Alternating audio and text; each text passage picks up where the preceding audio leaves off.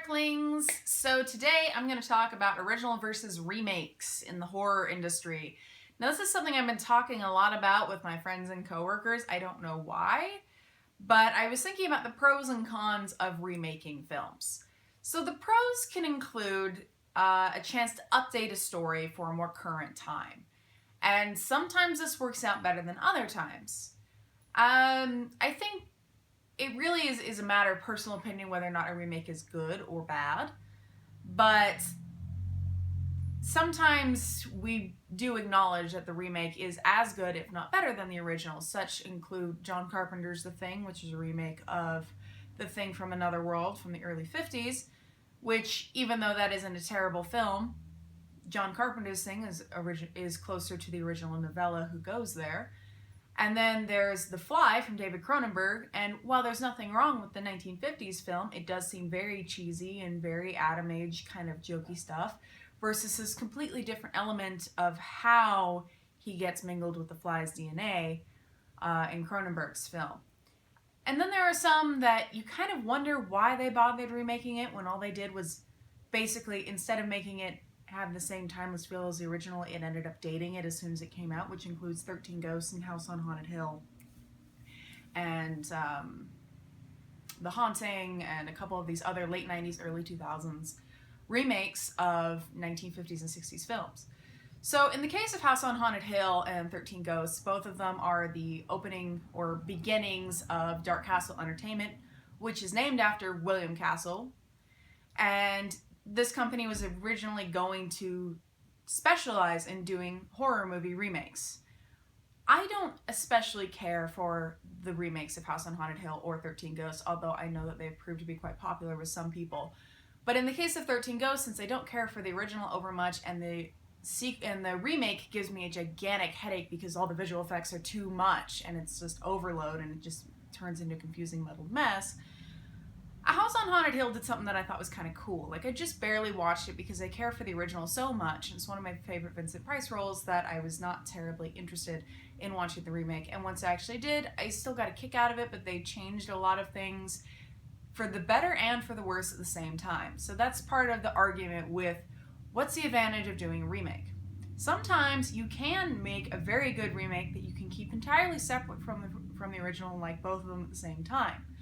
That's also kind of where I am with The Fly, but it's also where I am with Evil Dead and with Halloween. And I know that Rob Zombie's Halloween is not a fan favorite for Carpenter fans, but I did appreciate a lot of the elements in it, and part of that is a bias is liking Rob Zombie as a director who is not for everyone. This idea of putting in the background and Michael's time in the asylum is interesting, and also the way that Laurie interacts with her friends has been changed for 2007 versus 1978. That's part of the advantage of the update, is the way that people interact with people over time is different. Another one, which I didn't like it the first time I watched it, but I ended up enjoying it more on subsequent rewatches, is Fright Night. I love the original a lot. I love that film. It is like quintessential 80s vampire film. That and The Lost Boys are my favorites. But with Fright Night, it's kind of interesting because updating it to being a Las Vegas suburb and Peter Vincent instead of being a late night host, but as a Chris Angel type of figure, I thought that was a very entertaining change. The fact that he actually did do his research on vampires and just didn't buy it is also very entertaining as well. It's not a great film, but as far as a remake goes, they changed all the correct things.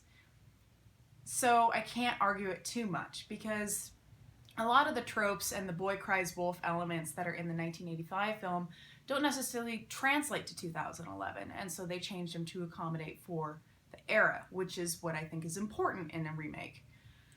Some of the cons of doing remakes is sometimes they're just completely and utterly unasked for, unnecessary, and a lot of times they end up just being shot for shot. It's one of the reasons I didn't especially care for Texas Chainsaw from 2003 or The Hills Have Eyes. Or apparently there's a new Cabin Fever, which is extra ridiculous because the original Cabin Fever is maybe 15 years old. And the effects are still realistic enough and it's still relevant enough, there's no reason to remake it, and apparently they did, and I don't care to see it.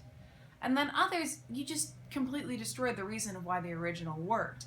I was talking with my coworker about Poltergeist. I haven't seen the remake of Poltergeist, and I don't really care to, because the original, the reason why it works, is because you have a family unit that is very tightly bonded, and that's how they overcome their problem. Whereas apparently in the remake, this is a barely together family, and they don't really have a lot going for them. There's no likability there. But since I haven't seen it, I can't give an accurate critique.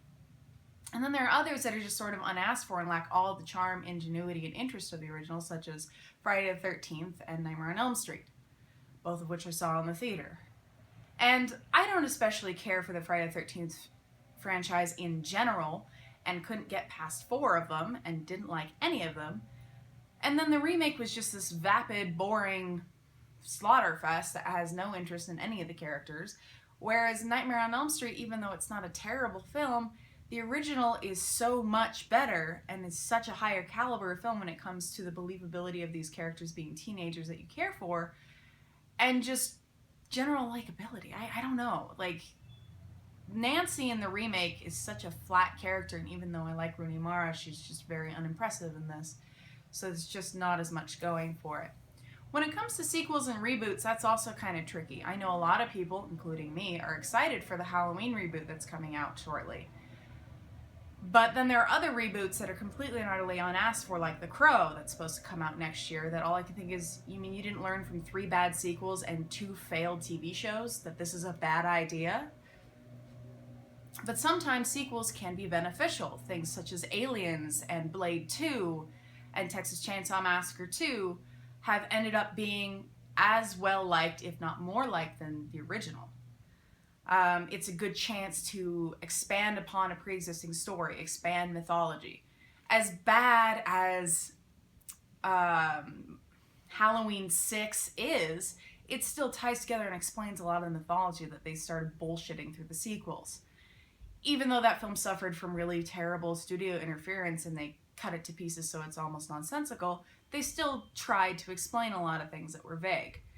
Because when you have the original Halloween and leave it as it is, it's a very good film. But as soon as you start delving into the sequels and they throw in that Laurie's a sister and that there's a niece and there's all this stuff that did not need to happen, trying to tie it back in with the 6th film is not necessarily what I call a mistake, because you're too far gone.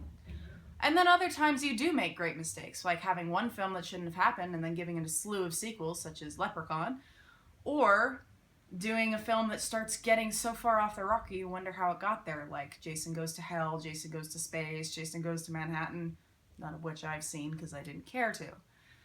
So it's kind of interesting to see the way that the horror film changes when you start getting too many of it.